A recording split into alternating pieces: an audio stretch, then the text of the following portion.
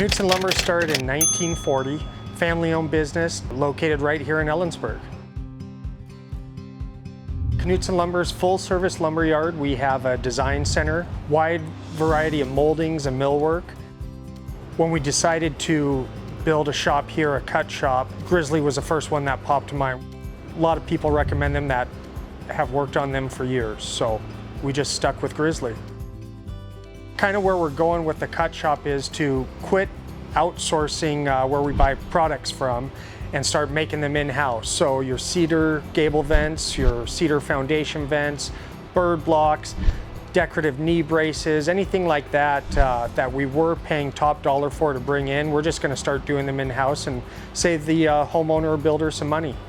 And it'll be a service to help home improvement keep moving forward with tasks that they want to get done. I've been in construction for 20 years, working with tools and being on job sites and shops. Grizzly was a name always out there.